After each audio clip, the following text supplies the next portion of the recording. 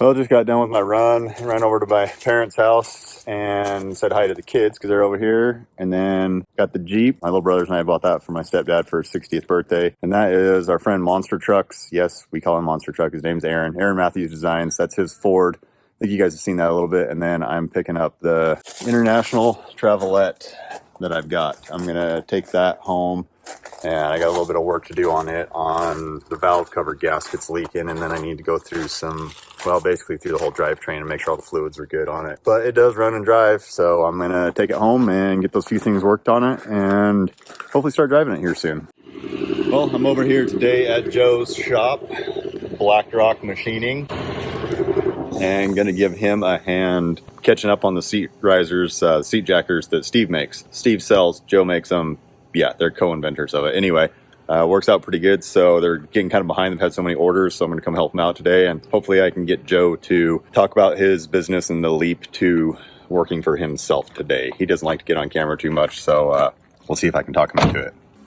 So prior to this day, I'd been over to Joe's quite a few times, but never really saw how any of it worked. Well, he put me in charge of switching the parts from one place to another, and it was pretty interesting to watch and how everything is set up and how things work. It was cool to watch the transformation from a solid block of aluminum that comes in a giant stick to the finished product over here about 10 minutes later, and you got to press the little pin in and there you go, you got a seat jacker. It was pretty cool to watch that, and I really enjoyed working there. It was good to do something different. I've never done that before, and I really like learning new things.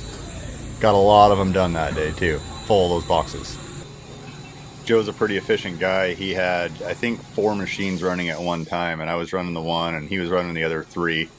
The other machine was building the multi-mount panels that attach to the seat jackers. Pretty cool to see them go from just this plain stock of aluminum to the seat jacker, and it took a little bit longer for those, probably 15-20 minutes to get them cut out. The multi-mount panels attached to the seat jackers in front of your seat, and you can mount all kinds of stuff to them, fire extinguishers, whatever you want, all kinds of different things. We're working on a few different products right now, but check them out at desertdoesit.com.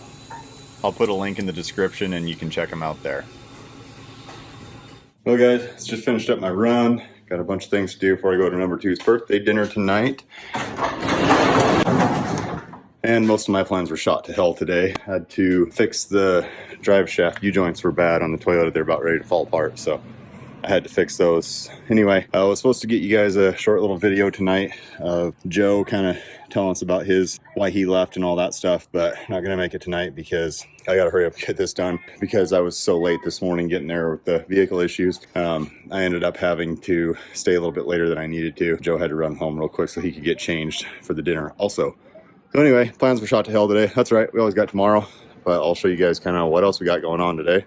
Dad came over this morning first thing, and we got the Scout body off of the trailer, and we also got the frame out of the driveway, and now it is replaced with the Travelette. Gonna pop the hood here in the next day or two and start working on it a little bit. But yeah, making a little bit of progress there, so I'm gonna hurry up and throw that thing and that thing so I can go to the dinner, and then if we've got some time while we're there and it's not too loud in the restaurant, I will have number 2 do a little interview on why he quit his job and started his own business, and what was the kind of the breaking point when he decided to leave. Some of you guys might be wondering why we call him number 2. It's because his name is also Micah. I'm number 1, he's number 2. Only reason that is because I'm just a little bit older. We decided we would go number 1 and number 2, and then anybody else that comes into the group that would be named Micah also gets either a 3, 4, 0, a -1. I mean, technically you can go as far as you want, all based on age, but I'm always number 1.